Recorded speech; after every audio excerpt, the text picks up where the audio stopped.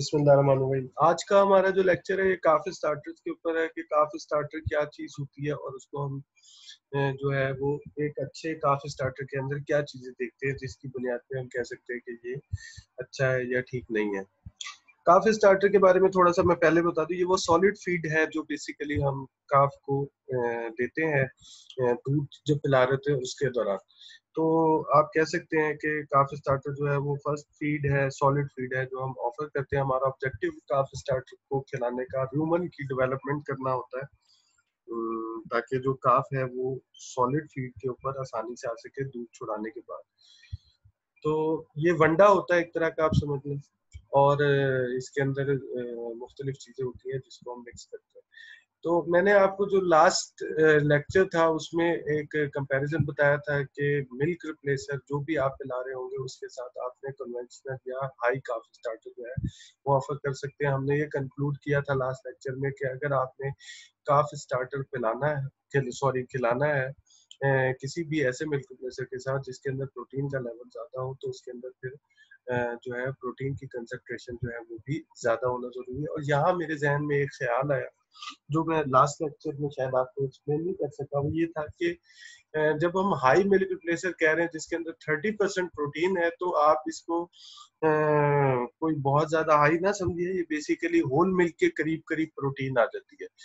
तो यानी whole milk के अंदर तकरीबन जो है वो जो प्रोटीन की परसेंटेज है वो 3.2% तक होती है।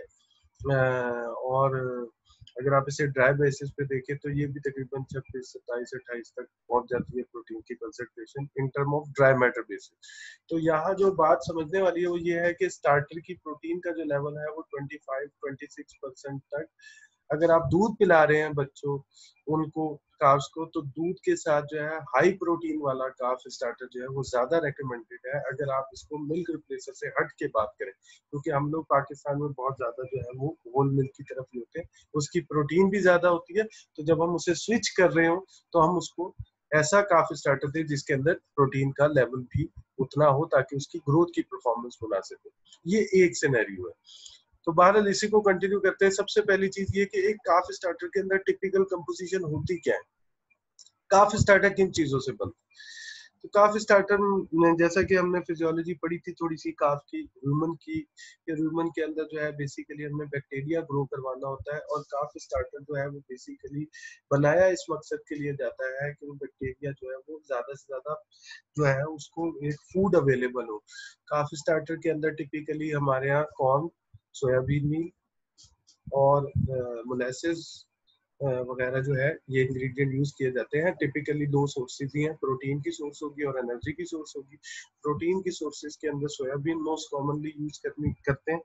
कुछ ब्लेंड्स में कैनोला भी ऐड कर देते हैं, लेकिन हमने जो एक एक्सपीरियंस देखा वो यही देखा है कि कैनोला जो है या अदर प्रोटीन की सोर्सेज जो है वो बहुत ज्यादा अच्छी सोर्सेज नहीं होती काफ को फीड करने के लिए, और उनका बेसिकली रिस्पॉन्स जो है वो बहुत अच्छा नहीं आता। तो टिपिकली काफ के जो स्टार्टर है उसके अंदर जो है कॉर्न ग्रेन जो है वो यूज होता है मोस्ट कॉमनली, और उसका ऑब्जेक्टिव स्टार्च देना होता है क्योंकि स्टार्च प्रोपियोनिक एसिड पैदा करती है जो ह्यूमन की डेवलपमेंट के लिए जरूरी है, और उसके साथ ब्यूटारिक एसिड को भी किसी हद तक प्रोड्यूस करने में हेल्प करती है। जबकि सोयाबीन उसकी गेन के लिए प्रोटीन की रिक्वायरमेंट पूरी करने के लिए जरूरी है। कॉर्न के अलावा आप सब कॉर्न के साथ आप सब्सटीट्यूशन में कुछ जो है मिक्स ग्रेन भी कर सकते हैं। मसलन आप कॉर्न की एक परसेंटेज यूज करें, ओट्स साथ यूज करें और बीट करें, तो ये उससे भी ज्यादा अच्छा बनता है पैलेटेबिलिटी के हिसाब से। हमने जो एक्सपीरियंसेस देखे उसके अंदर कॉर्न ओट्स का जो काफ स्टार्टर है उसका रिस्पॉन्स भी बहुत अच्छा आता है। अब कुछ चीजें समझ लीजिए। पहले काफ जो है वो बेसिकली एक मोनोगैस्ट्रिक एनिमल है, और आप कह सकते हैं एक लिहाज से monogastric not in true sense, but उसका ह्यूमन फंक्शनल नहीं है। वो ऐसी खुराक नहीं खा सकता जिसके अंदर जो एक एडल्ट एनिमल खा सकता है। क्यों? क्योंकि उसके अंदर अभी माइक्रोब्स की तादाद पूरी नहीं है। अब काऊ को जो हम फीडिंग करते हैं उसके अंदर हम जो बेसिक फीडिंग करते हैं उसमें उस काऊ को हम दो तरीके से फीड कर रहे होते हैं। एक तो हम जो खुराक दे रहे होते हैं वो उस होल एनिमल के लिए दे रहे होते हैं, और एक उसके अंदर जो बैक्टीरिया मौजूद होता है उसको भी फीड कर रहे हैं। उस बैक्टीरिया का हमें मालूम है कि उसकी खुराक क्या है, उसकी खुराक है नॉन प्रोटीन नाइट्रोजन या नाइट्रोजन की फॉर्म, जिसके ऊपर वो जिंदा रहता है। और दूसरी उसकी खुराक जो है वो एनर्जी है, जो हम उसको स्टार्च की फॉर्म में देते हैं और मोलेसिस की फॉर्म में या शुगर्स की फॉर्म में देते हैं। अब चूंकि बैक्टीरिया ही नहीं मौजूद, तो बैक्टीरिया को तो आपने डेवलप करना है, तो ऐसी चीज जिससे कोई खतरा हो सकता है वो आपने ऐड नहीं करनी होती उस काफ स्टार्टर। फॉर एग्जांपल यहाँ लिखा हुआ है कि काफ starter should not contain urea. इसका मतलब क्या है? इसका मतलब ये है कि अगर आप छोटे काफ को यूरिया खिलाएंगे, तो चूंकि उसके र्यूमन के अंदर तो बैक्टीरिया मौजूद नहीं है जो उस यूरिया को यूटिलाइज कर सके, तो आप अगर उसको यूरिया फीड कर देते हैं तो वो एकदम उसकी ब्लड के अंदर नाइट्रोजन का लेवल ज्यादा होगा and it could lead to a very toxic toxicity. जैसे हम एज ए ह्यूमन यूरिया नहीं खा सकते, काफ भी यूरिया नहीं खा सकता। इसी तरह ऐसी चीजें जो बहुत तेजी से ह्यूमन में अवेलेबल होती है, उनकी फर्मेंटेशन की स्पीड बहुत ज्यादा होती है, जैसे मोलेसिस है, इसकी भी एक लिमिट ही है। आप उस लिमिट से ज्यादा अगर उसको फीड करेंगे तो भी उसको मसला होगा। वो काफ जो है उस चीज को हजम करने की सलाहियत नहीं रखता, तो आप उसको एक एनर्जी दे रहे जो एकदम बहुत तेज है, तो वो भी उसके लिए उतनी ज्यादा इजी नहीं है। तो इसलिए वी कीप दी मोलेसिस और sugar feeding to lower side as well. तो पहली चीज क्या है कि काफ स्टार्टर के अंदर यूरिया नहीं होना चाहिए। दूसरी चीज जो जरूरी है वो ये है कि काफ स्टार्टर के अंदर मोलेसिस की एडिशन भी एक रीजनेबल लिमिट से ज्यादा ना हो।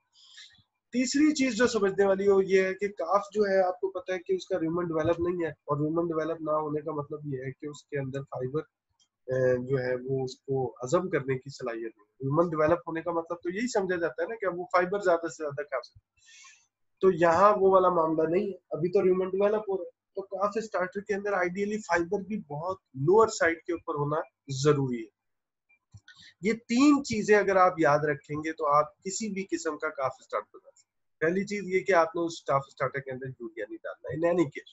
नंबर दो, आपने उसके अंदर जो है फाइबर, बल्कि मैं नंबर टू इसलिए कह मोलेसिस से भी पहले कहूंगा कि fibre should be on the very lower side, क्योंकि उसकी फाइबर डाइजेशन की एबिलिटी नहीं है। और उसकी बुनियादी वजह क्या है कि दूध है ना, दूध आपको पता है कि वो तो लिक्विड होता है, और उसके अंदर तो फाइबर नहीं होती। तो आप अगर उसको एक सप्लीमेंट करें, एक ऐसी चीज दे रहे हैं जो वो दूध छोड़ के खुशी से खा सके, तो उसमें भी फाइबर होना कम होना जरूरी है। और दूसरी बात ये कि उसके अंदर बेसिकली एबिलिटी ही नहीं है अभी तक। और तीसरी चीज मैंने आपको बताया कि मोलेसिस जो है उसके अंदर कम होनी चाहिए। यहाँ मैंने एक स्पेसिफिकेशन लिखी हुई है, एक जनरल स्पेसिफिकेशन लिखी है कि उसके अंदर प्रोटीन टिपिकली 20 से 25% होती है।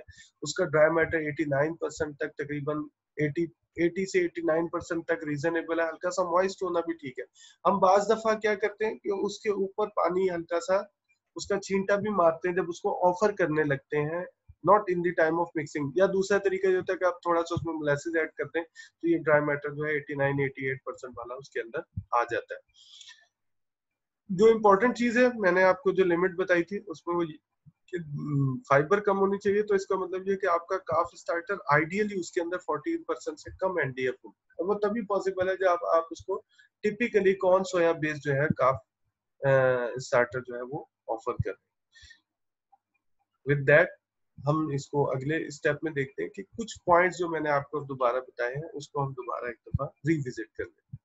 तो पहली चीज क्या है कि आपने जब भी काफ स्टार्टर बनाना है उसके अंदर आपने ऑफर करना है या मैन्युफैक्चरिंग करनी है उसकी, तो उस वक्त उसमें आपने उसके अंदर कॉर्न और सोया बेस्ड काफ स्टार्टर बनाना है। और उस काफ स्टार्टर के अंदर टिपिकल कंसंट्रेशन जो हमने देखा वो ये होती है कि उसके अंदर दाने जो है ना, या मकई हो गई, ओट्स हो गई, बाकी चीज हो गई, 50% से ज्यादा ग्रेन होगा तो वो एक अच्छा काफ स्टार्टर बनेगा। उसके अंदर स्टार्च जो है वो ज्यादा से ज्यादा होगी, और हम उसे स्टार्च इसलिए ज्यादा दे रहे हैं ताकि वो जो है ह्यूमन की डेवलपमेंट करे। तो ये जो काफ स्टार्टर आप बना रहे हैं इसके अंदर दाना डाल रहे हैं, इस दाने को आपने मोटा ग्राइंड कर इसका दलिया बनाना है। इसको आपने पाउडर या फाइन ग्राइंड नहीं करना। उसकी बुनियादी वजह यह है कि काफ प्रेफर करता है कोर्स ग्राइंड कॉर्न को, या कोर्स ग्राइंड जो है टेक्सचर जिसे हम कह सकते हैं काफ स्टार्टर को, कंपेयर टू कि आपने उसको जो है बहुत ज्यादा जो है फाइन ग्राइंडिंग कर दी। और ये ऑब्जर्वेशन भी है और ये स्टडीज हैं जो ये बताती हैं कि मोटी ग्राइंडिंग वाला जो काफ स्टार्टर है, ये दलिया जो है वो ज्यादा उसको सुटेबल होता है और कंपेयर टू जो है इसको अगर आपने फाइन ग्राइंडिंग किया। और मैक्सिमम ग्रेन के कंटेंट जो है वो मैक्सिमाइज करने और वो 50% से ज्यादा ग्रेन होगा तो स्टार्च की सप्लाई ज्यादा होगी, उसकी वजह से प्रोपियोनिक एसिड और बाकी सारी चीजें ज्यादा होगी। आपने हाई फाइबर फीड नहीं यूज करनी। आपको बहुत सारे लोग ऐसे मशवरा देंगे, वो कहेंगे आप ऐसा करें, इस काफ स्टार्टर के अंदर चोकर डाल लें, इसके अंदर सोया हल्स बहुत सस्ता है वो डाल लें, कोई मसला नहीं, आप उसने फाइबर कम करनी है ना, आप इसे ग्राइंड कर लें सोया हल्स को। देखिए पार्टिकल साइज की रिडक्शन से फाइबर नहीं कम होती, इफेक्टिव फाइबर कम होती है, लेकिन टोटल फाइबर के कंटेंट ज्यादा ही रहते हैं। तो ऐसी चीजें हल्स हो गया, ब्रांड्स हो गया और ये हो गया, ये पुअरली डाइजेस्टेबल होते हैं और इनकी वजह से आपको at the end of the day कोई बहुत ज्यादा बेनिफिट नहीं होता। तो आपने जो काफी स्टार्टअप बना रहे हैं उसके अंदर आप सीधा मकई डालें और उसके अंदर सोयाबीन डालें। You don't have to go for feeds जिसके अंदर फाइबर ज्यादा है, जिनके अंदर चोकर हो गया, हे हो गई या हल्स हो गई, ये सारी चीजें जो है ये उसको हेल्प नहीं करें। इसी तरह मैंने आपको बताया था कि मोलेसेस या ऐसी चीजें जो बहुत ज्यादा तेजी से अवेलेबल हो, उनके कंटेंट्स को भी आपने लोअर एंड के ऊपर रखना है, यानी it should be less than 9% of the total. तो अगर आप एक काफी स्टार्टअप बना रहे हो तो आपने 50% मकई डाल दी है, 30-35% आपने उसके अंदर सोयाबीन डाली है। अव्वल तो मैं कहूंगा कि ideally it should be more than 40%, 50% corn grain और 40% उसके अंदर सोयाबीन मील हो और उसके अंदर 5% से ज्यादा मोलेसेस हम लोग टिपिकली जो है उसको रेकमेंड नहीं करते कि वो बनाना चाहिए और वो ऑफर करना चाहिए। और बुनियादी मकसद फाइबर को लो करना है, तो इस स्पेसिफिकेशन में ही फाइबर जो है वो लो होती है ज्यादातर। इसके अंदर 20% कम से कम प्रोटीन होनी चाहिए। 25% तक हमने डिस्कशन कर ली है सारी कि अगर दूध के साथ बना रहे हैं तो ideally it should be 25%। Fairlie speaking जितनी बढ़ा सकते हैं प्रोटीन बढ़ा लें, लेकिन ऑब्वियसली आपने ये जहन में जरूर रखना है कि आपने स्टार्च भी बढ़ानी है ताकि स्टार्च से ह्यूमन की डेवलपमेंट। तो ये एक विन विन सिचुएशन होती है दोनों साइड पे कि मिक्सिंग कितनी कर रहे हैं और किस हिसाब से कर रहे हैं। फैट की कंसेंट्रेशन को ना 4% से कम रखें। हमें फैट ज्यादा खिलाने की जरूरत नहीं है। इसकी बुनियादी वजह तो मैं आपको पहले भी बता चुका हूँ कि दूध में भी बढ़ा के देखिए, उसका कोई फायदा नहीं होता। दूसरी बात ये कि बेसिक इंग्रेडिएंट के अंदर भी कुछ हद तक फैट होती है जो 4% के करीब आ जाती है, तो आपको टिपिकली सप्लीमेंटल फैट की कोई खास जरूरत नहीं। मैंने आपको बताया कि कौन सा बेस्ड होना चाहिए और इसके अंदर जो है ये मैंने एक जो है उससे ब्लॉग से भी लिया था जिसने लिखा था, तो उनकी भी ऑब्जर्वेशन थी कि सर्च करते हुए कि जो है ना कौन सोया बेस्ड काफ स्टार्टर की बेस्ट परफॉर्मेंस आती है। अगर आप कैनोला या कोई और चीज डाल देते हैं उनमें एडल्ट्रेशन भी बात होती है, कड़वाहट होती है, रेपसीड आ गया, कोई और चीज आ गई, तो उसकी वजह से भी प्रॉब्लम होती है। You should be keep it very simple कि कौन सोया बेस्ड हो। अगर आपने कोई मल्टीग्रेन कर दिया तो कॉर्न के साथ ओट्स ऐड करके और फिर फीड करें तो उसका रिजल्ट भी बहुत अच्छा। कॉक्सीडियोस्टैट यूज करना चाहिए, कॉक्सीडियोस्टैट यूज करना चाहिए। हमारे यहाँ सेलिनोमाइसिन सोडियम मिलती है, मोनेंसिल सोडियम मिलती है, ये काफ के अंदर काफ कॉक्सीडियोस्टैट अगर आप यूज करते हैं तो इसका यकीनन जो है वो एक बेनिफिट होता है। और इसके अलावा जो है कुछ स्पेसिफिक जो है वो फैटी एसिड्स हैं जो आप शायद ऐड कर सकते हैं, लेकिन इनके ऊपर मैं कोई बहुत ज्यादा श्योर नहीं हूँ, ये रिसर्च में ही अभी तक ज्यादातर लिनोलेनिक एसिड हो गया जो बाज दफा जो है उसके अंदर उसको हजम कर देगा। हमारे यहाँ पाकिस्तान में सिंपली आपने ये याद रखना है कि यूरिया बस कहीं से ना हो, इसीलिए बाज दफा मैंने अक्सर फार्मर को देखा कि वो काफ स्टार्टर जो की जगह के ऊपर जो वंडा होता है टिपिकली गाय वाला, वही उसको फीड कराना शुरू कर देते हैं, जो कि अच्छी चीज नहीं है क्योंकि उसके अंदर भी नॉन प्रोटीन नाइट्रोजन की कंसंट्रेशन अच्छी खासी होती है। कब खत्म करना चाहिए काफ स्टार्टर, कब रोकना चाहिए? तो हमने पहली बात ये की थी कि वीनिंग के टाइम के ऊपर जब दूध छुड़ा रहे हो उस वक्त उसकी कंजम्पशन 0.7 से 1 kg तक होनी चाहिए, तो फिर आप बच्चे को सेफली दूध छुड़ा सकते हैं। उसके बाद टिपिकली आपको अगली फीड डालने की जरूरत नहीं है, आपने एक स्ट्रेस दिया उसका दूध छुड़ाया, अब अगला स्ट्रेस नहीं देना कि आपने कंप्लीटली फीड चेंज कर दी। अब आपने क्या करना है, पोस्ट वीनिंग के ऊपर आपने उसे 2 से 3 हफ्ते तक वही काफ स्टार्टर खिलाते रहे और कुछ भी नहीं डालना उसके, ये ट्रांजिशन है। ये बात बड़ी जरूरी है। मैंने अक्सर देखा है काफ पालने तक काम बहुत अच्छा चलाने के बाद जैसे ही वीनिंग के बाद वाला फेज शुरू होता है तो बच्चे का जो है वो एकदम डिक्लाइन शुरू हो जाता है। और उसकी बुनियादी वजह होती है कि जैसे ही दूध चढ़ाया, हे डाल दी, दूसरी फीड्स डाल दी।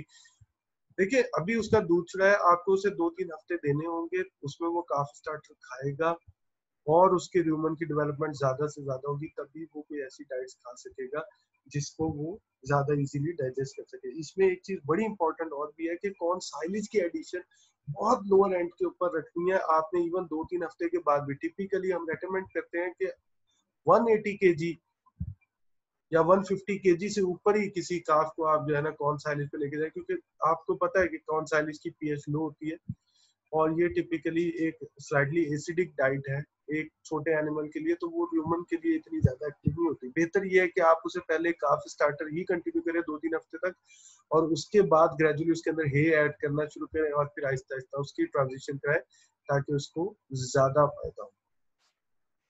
ठीक है।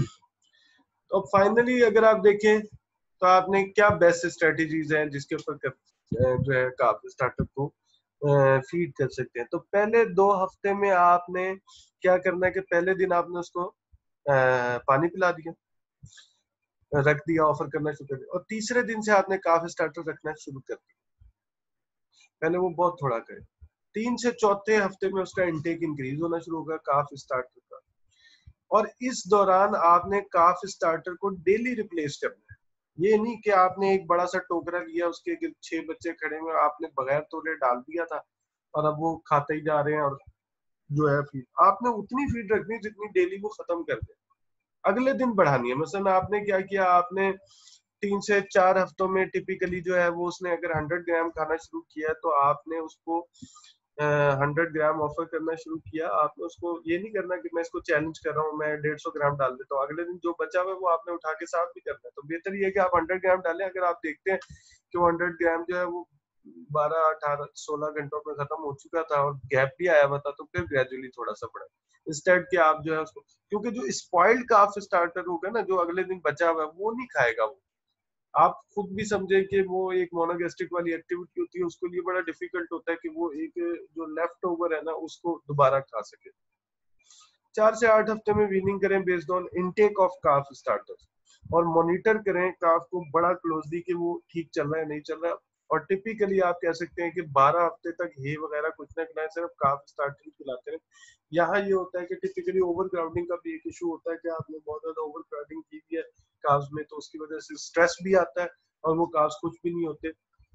तो ये चीजें देखते हुए आपने उसकी वीनिंग के बाद और वीनिंग के बाद जो है उस काफ स्टार्टर को तकरीबन 12 हफ्ते तक चला के और फिर इसको स्टॉप कर देना। तो this is one of the best program जो हम लोग अडेप्ट कर सकते हैं डेली किसी भी डेली पर। तो बहुत शुक्रिया, आज के लिए ये इतना ही है। इंशाल्लाह नेक्स्ट वीक में जो है हम इसके ऊपर मजीद स्ट्रेटजीज जो पोस्ट विनिंग से ब्रीडिंग तक की हिफाजत की है उनके ऊपर डिस्कशन